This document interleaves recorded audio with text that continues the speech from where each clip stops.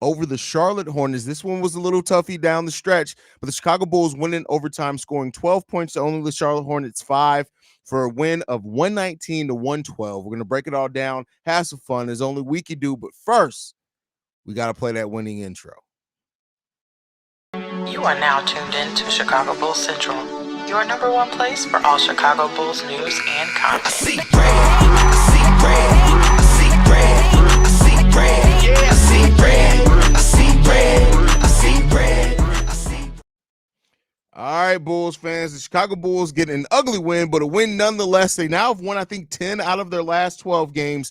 The Chicago Bulls are led by Coby White in this game, who goes 10 of 19, 3-7 from three-point range for 6 rebounds, 5 assists, and 27 points. Only 1 turnover from Coby White in this game. Andre Drummond with 21 points and 15 rebounds in this game. And Nikola Vucevic off the bench with 21 points and 10 rebounds. Also 4 assists, 1 steal, 1 block from Nikola Vucevic in this game as well. DeMar DeRozan with 18 points, going 7 of 16, but he had some key turnovers down the stretch of this game that it was tough. But otherwise, he had 7 assists, 3 steals, 1 block, also 7 rebounds from DeMar DeRozan. Patrick Williams, who was aggressive early to start, had some really good defensive moments in this game, scores 8 points, going 2 of 6. 5 rebounds, 1 steal, 1 assist. One steal, 1 block in this game.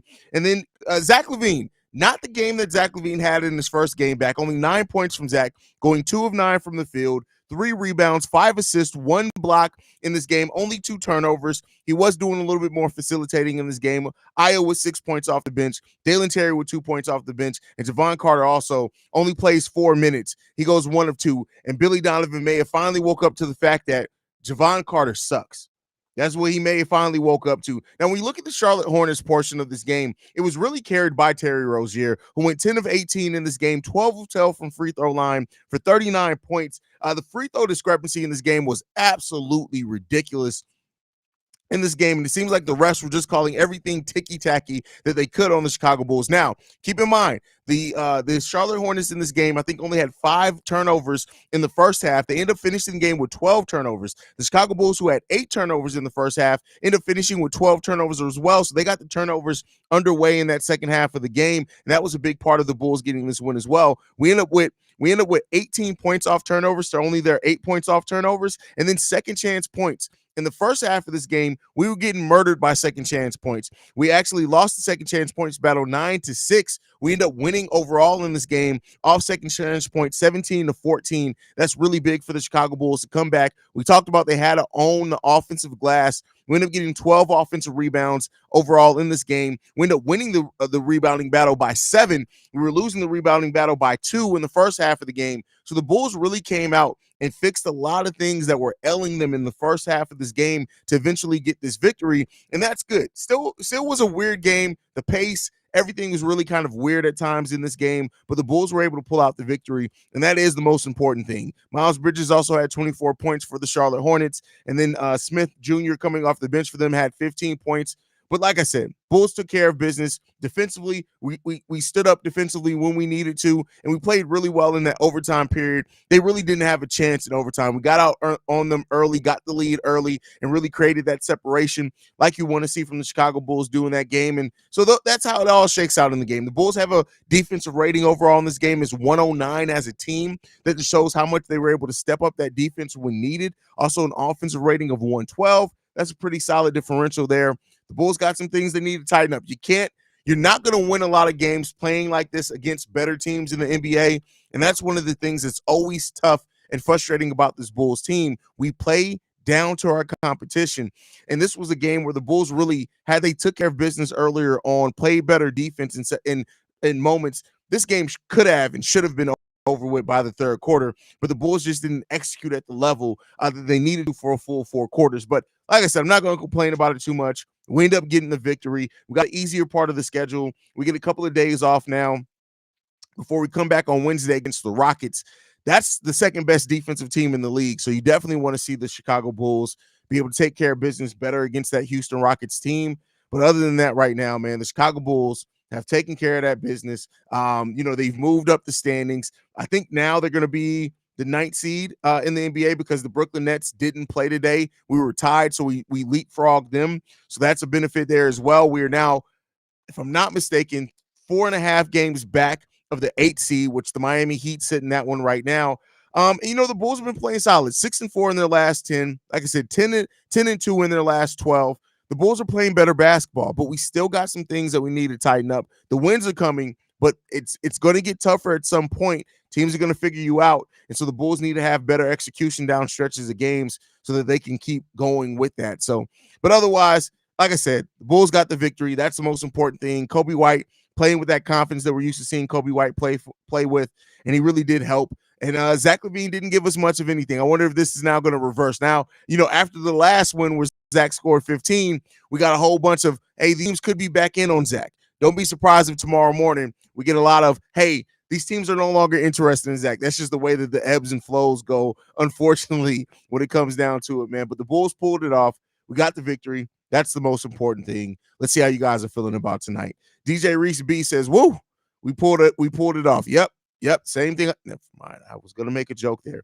Iso DeMar really got bailed out there. Good things happen when the ball is in Kobe's hands. I agree with you, Benji. Completely agree with you, bro. And that's why early in this stretch, right, when Zach LaVine first went down and, Coby was playing really well, I talked often about how I really hoped Billy Donovan was going to continue to trust Coby. There were some times there where we went to DeMar in the fourth quarter, and I understood it at that time, but as Coby kept playing well, I really was just hoping that Billy Donovan was going to start trusting Coby more down stretches of games, and that has happened now. Billy Donovan fully trusts Coby White in fourth quarters of games, and that's not something we've always been able to say about Billy Donovan when a young player is even playing well. So to see that step up for Coby and him thrive in those times and Billy Donovan trust and rely on him in that's big for the future there. So love seeing that. Hopefully that continues for the Chicago Bulls and for Coby White to play, because listen, the Bulls look better when Coby White has the ball in his hands and you trust your starting point guard to make the right decisions, whether that be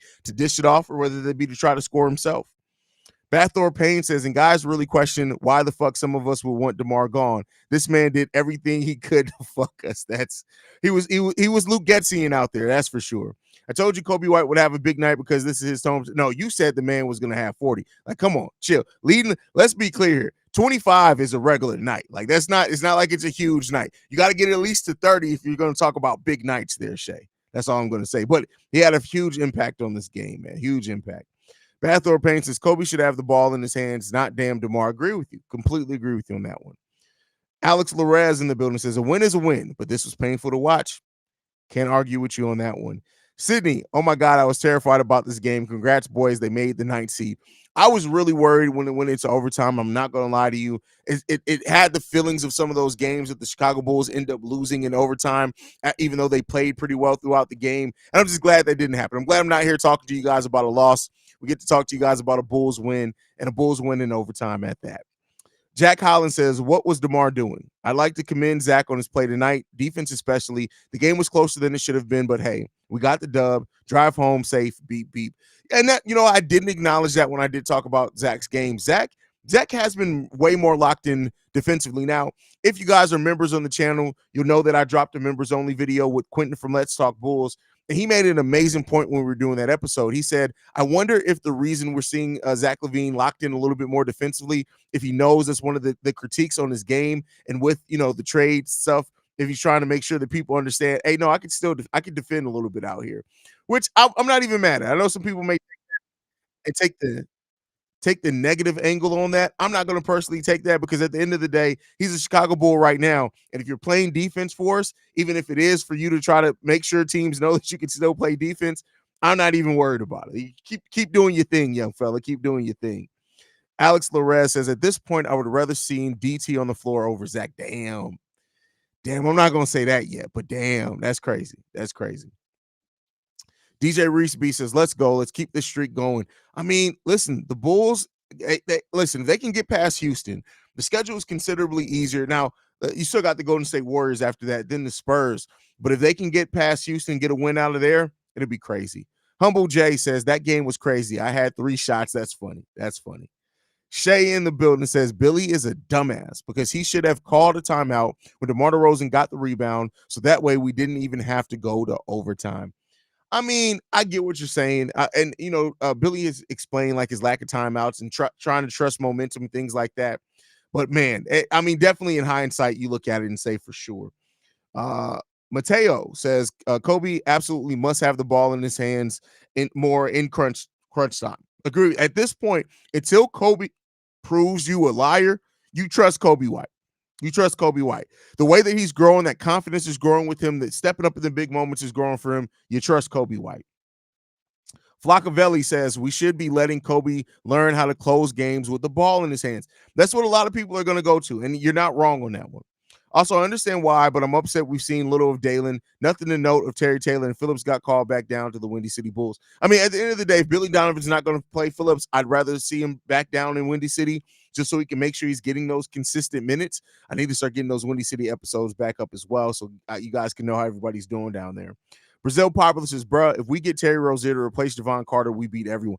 I mean, listen, that contract is huge, though. Like, you got to be clear. That those contracts are night and day. We're paying freaking, yeah, he sucks, but we're only paying Devon Carter $6 million. You got to look at that Terry Rozier's contract. What is he, like, $22 million? $23 million is Terry Rozier. I mean, I think he is a free agent at the end of this year, but we'll see, man. We'll see. Bathor Payne says, DeMar come in there like I dreamt of this moment and blows 4 to 5 straight possessions. Hey, this is one of those games where you really look at it and be like, hey, y'all sure y'all don't want to go ahead and trade DeMar? What the hell was the last few minutes at the fourth quarter with DeMar? Too damn much ISO. I'm just going to turn off. See, now the lights did die. So now I got to turn off the lights. Turn off the lights, bitch. What the hell was the last few minutes at the fourth quarter with DeMar? Too much damn ISO. And you know, the thing that concerns me about that is the fact that we have found so much success as a team running less and less isolation plays, moving the ball around, right? Having that fluidity in our offense. So to see Billy Donovan so comfortably go back to heavy isolation is a little concerning. Let's hope that it doesn't turn into a thing, right? And to a degree, I don't agree, but I understand why you may look at the way that tone was going and say, hey, this may be DeMar's time to cook, because in a lot of opportunities like that, he is going to cook. But this wasn't one of those days. And unfortunately, DeMar DeRozan stank up the joint in the fourth quarter today. He got some things that he definitely needs to tighten up. Davin Winslow says, this was ugly, but a win is a win. You can see Zach's shoulder affected his shooting and his step. Yeah, I mean, you got your shoulder and your foot hurt. That's tough. That's tough. The Chicago Bulls won. Beep beep. That's from Jordan. Scott LaRock in the building. Hey, Thunder had a tough time with the Wizards tonight. Maybe it's celestial. That's a way to look at it there, brother. What's good, Haize? Scary Bulls win. Hated the end of regulation. So many problems, but Coby should get the final shots now. He's the only one guaranteed to be here next year. Coby needs those reps. I mean, I feel where you're coming from. Definitely feel where you're coming from. You think Zach felt out of the offense? I mean, listen, when you shoot the way Zach did, I don't give a fuck if you're out of the offense or not. Play better. Play better. That's it. At the end of the day, like I've said before, to win basketball games, you have to sacrifice. And Zach LaVine was 2 for 9 in this game. 2 for 9. It's not terrible, but I'm glad that he understood when he needed to stop shooting. He did have 5 assists, but at some point, sometimes, just like when Coby's shot wasn't falling, sometimes it's just not going to be you. It's not going to be you. Bro, everyone needed to chill. One bad game from DeRozan and everyone on his ass. I mean, I think that there's like this every night, though, bro. Like, really, it's really like this. Anybody who messes up in the night, they're definitely going to jump on their case. For this game, towards the end, you can sense that ISO was coming. You definitely felt the ISO coming back in this game. Definitely felt the ISO coming back in this game. Nando in the building says, DeMar was killing me those last 3 possessions before overtime. Everybody's going to go to that, man. I get it. Everybody's frustrated by it. Is it negative? I don't like how they played tonight, especially from DeMar. I still feel there's some ego from the two. It has nothing to do with ego. I can tell you right now, it has nothing to do with ego. I can promise you, Melvin, that sounds good storyline-wise, but it ain't got shit to do with ego. DeMar down stretches of games, that's DeMar's time. In the fourth quarter, when you're having trouble scoring and the other team's going on runs, that's usually DeMar's time. So I understand why they went to it. Now, should they have moved away from it earlier? Yes. But I guarantee you it has nothing to do with ego. That's Billy Donovan called that. And like I said, I understand why. Yeah, they definitely will be out on Zach until further notice. Yeah, see, that's funny. Super Duper Danko says, "I see it. These young guys have been listening to these lives because man, look at them go. LOL. Not a big win, but an important one. That's a great way to word it, right? Not a big win because it's hard to call a win against the Charlotte Hornets team that's playing the way they are this season a big win. But I am glad that they were able to pull the win out because there are definitely games in the past and even earlier this season that the Bulls would have lost this game with how they let the Charlotte Hornets get back in it. So good to see them still pull out the win. That's the most important thing. In the words of Dom Toretto, it doesn't matter if you win by inch or by a mile. A W is a W. Shout out to Jamal coming through, man. Sam from Maryland says, you already know Haize would be on some crazy shit if we lost. Oh, I would have been frustrated as hell if we lost this game.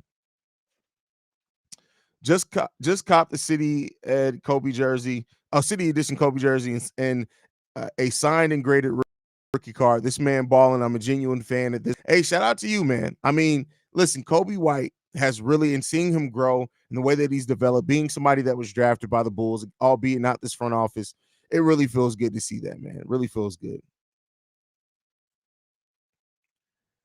Not the best game, but got the win. Rozier went off. Coby playing great out there. Hey, Kobe's a baller right now. Coby is a baller.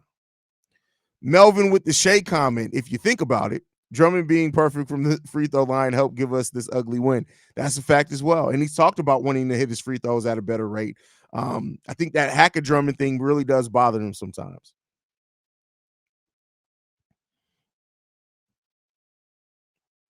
Great win, Haize. One thing though, I'm a sofa king. We tied it. Love, bro. What? Huh? You're a sofa king? That's between you and your lady, bro. They ain't got nothing to do with basketball. I don't see why coach didn't take that last time out and drop a final play to end the game instead of just letting DeMar go, just go for broke. I miss that old time coaching from the 90s. Well, also, you got to keep in mind this as well. I get what you're saying. You're not wrong. I would have loved to see that from a better coach. Billy Donovan is terrible at drawing up last minute plays, inbound plays. So let's just be clear here. He's terrible at it. Somebody tell Billy that it's okay to leave Drummond in the game to close it out. We lost all the momentum when he subbed him out. Scott LaRock in the building says, when you average 1-4 game winning streak every 5 years, yeah, this is the kind of game you better be thankful for winning. That's funny. That's funny. End of game went smoother with Coby in the pick and roll with Vooch. Open up the weak side for we need to run that way more. Listen, Coby White as a pick and roll decision maker has grown a lot over the last couple of years. The decisions that he makes in the pick and roll are usually really, really good decisions. And you're starting to see him really get to the point to where he's also not he understands when to get somebody else the ball and when to really try to take players off the dribble himself. Coby White's rounding out to a really complete player, man. And I love to see the growth that Coby White's had, Mike. Archangel says, sorry, very late to the post-game chat. Not feeling good tonight, but I had to say, go Bulls, see red to all you wonderful people and our fearless leader, Haize. I'm just crazy. That's all it is. But thank you, Archangel. Glad to have you in here. Billy just said Zach and Vooch about to be starting again. What y'all think about that? I think that it's time. That probably would have happened this game if it wasn't for, things. And so eventually that was always going to be the case, that they're going to be back in the starting lineup. I'm sure Zach feel crazy seeing Coby showing us everything he has in his bag. Zach got skills, but Coby making Zach look real robotic out there. Well, it comes down to this, right? They're very different players, even though they both can be ball dominant and do kind of some of the same things. But what you're seeing from Coby White that I think separating him from Zach LaVine is basketball IQ. And I don't even mean that to slight Zach. I mean that more so to boost Coby. Coby's basketball IQ, both defensively and offensively, have grown exponentially for the Chicago Bulls. And that's why you're seeing him be able to be the point guard now. It's not just about him scoring. Yes, his scoring is amazing, and that's going to be what gets most of the notice. But just go out there and watch how Coby operates in space, right? That's something that we don't talk about. I don't talk about enough as a basketball fan. Coby's ability to create space for other players, not just because of his shooting, but how he moves out there on the court when he does and when he doesn't have the ball, the angles that he takes. Coby White is turning into a really smart basketball player, and that's going to be what really propels him to go even further. Billy trusts the small lineup in crunch time. If we make a trade, I want a crunch time player that is at least 6'8", not Trent Jr., not Roy. But you can say all that all day, but it doesn't matter because what we want, it don't matter. It's what this team, and the fact of the matter is, Billy likes to go small. And because of that, I wouldn't be surprised if the front office gets in players. We've already tried to make Billy Donovan's system fit players that it didn't fit. At this point in time, I get it. I don't like small ball as much either. But if that's what Billy Donovan needs his system to be correct and is going to put the players in the best situation and scenarios, cool. Everybody's system has its own caveats, its own shortcomings. It just does. And one of Billy Donovan's system's issues is that he needs preferably a point guard playing at a high level to make it go.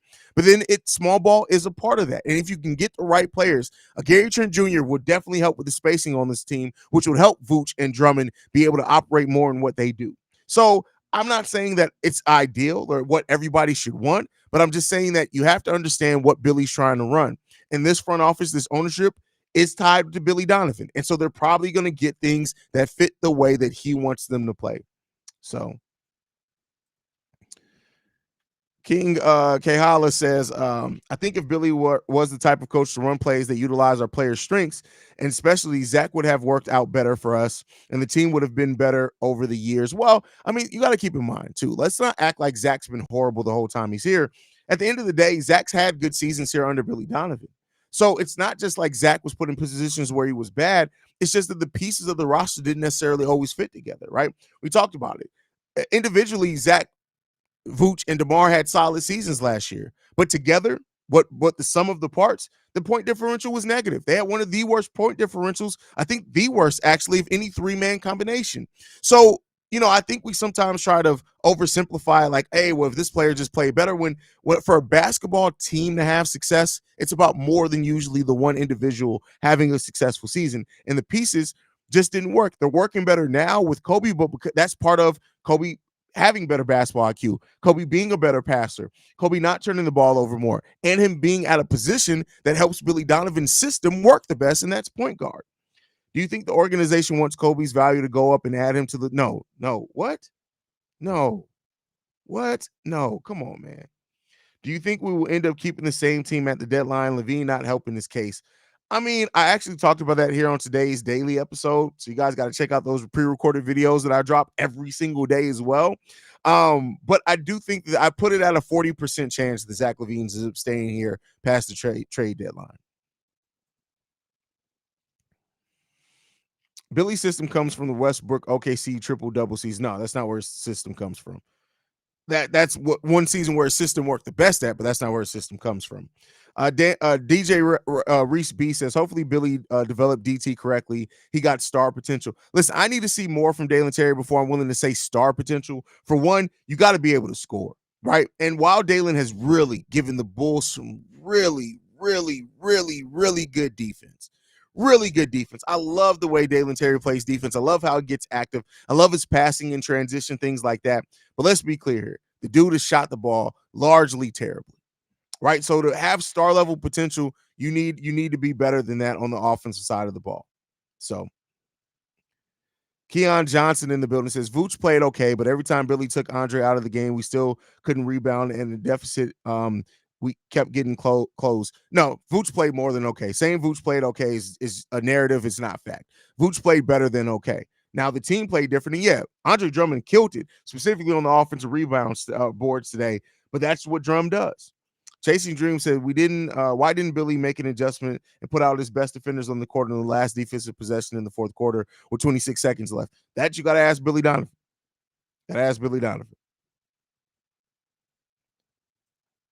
Jamal in the building says, I hear you, but I question whether the small ball is guaranteed in Billy's offense. We just don't have a tall four on the roster. Billy trusts in crunch time, not P. Will. Could we trade for that player? Listen, but that's the thing. I don't think so, right? And at the end of the day, I think they're going to get the best talent they can possible.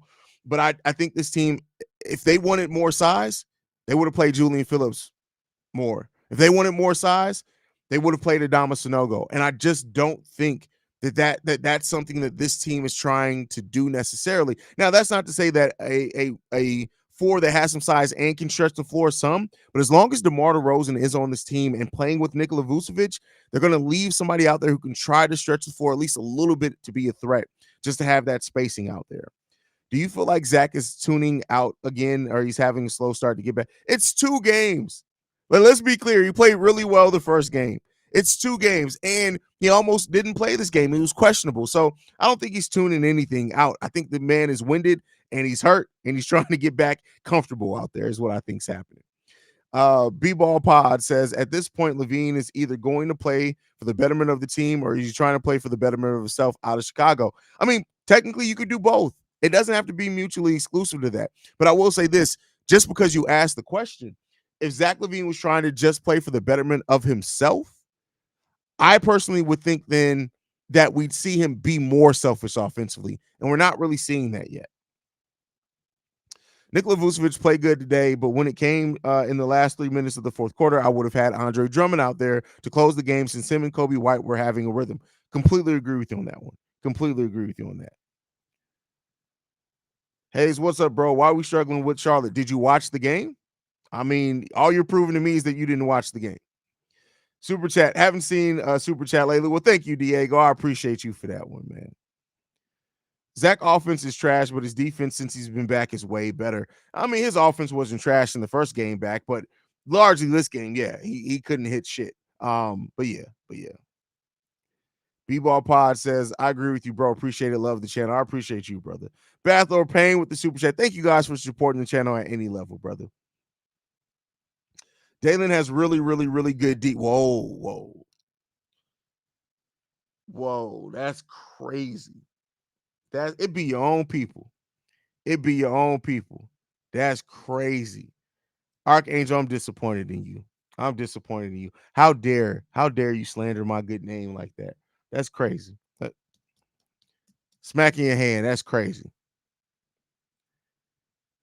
Do you think Daily what? Well, who's Daily? Do I think what about Daily? What are we talking about here? Do you think Terry should be coming off the bench early? I mean, no, I feel like they're using, if you're talking about Dalen Terry, I feel like they're using them well.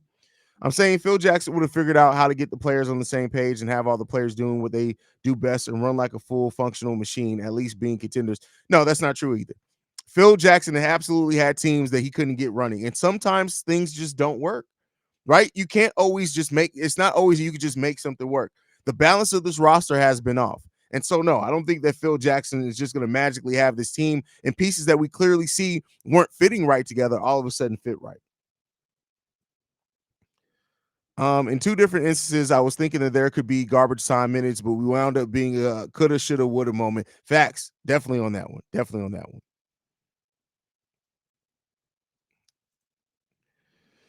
Actually, Buddy Hield would be nice. Could help Billy chew all those gums. First of all, the Bulls do not have the dental budget for Buddy Hield.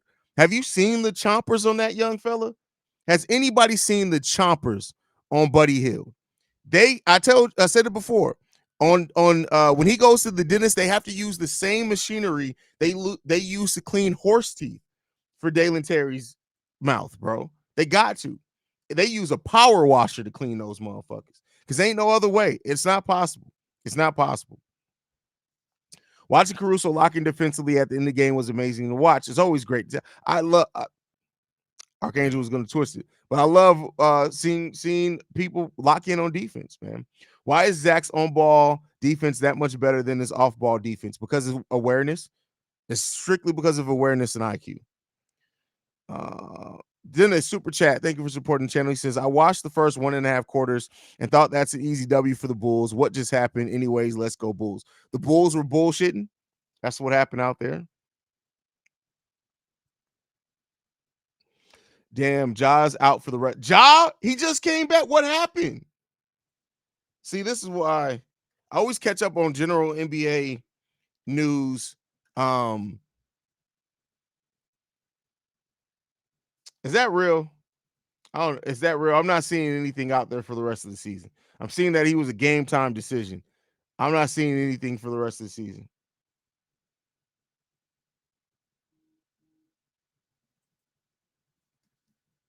What's happening with Ja?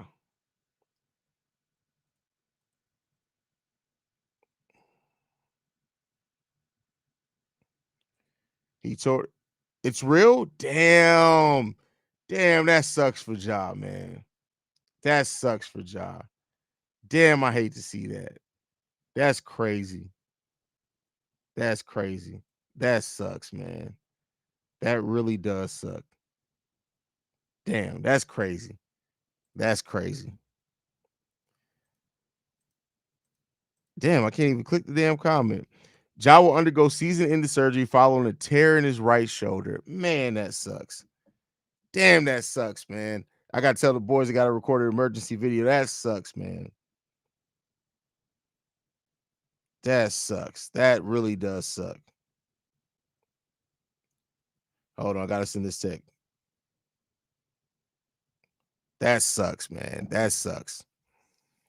Damn, man, that sucks about Ja. Luckily, it's the shoulder, like, so it's not one of those things that could really threaten affecting his career long term. Typically, so shoulder injuries, even if it is a tear, usually are recoverable. He'll be back in about 10 to 12 months. So, man, that's crazy. That's crazy.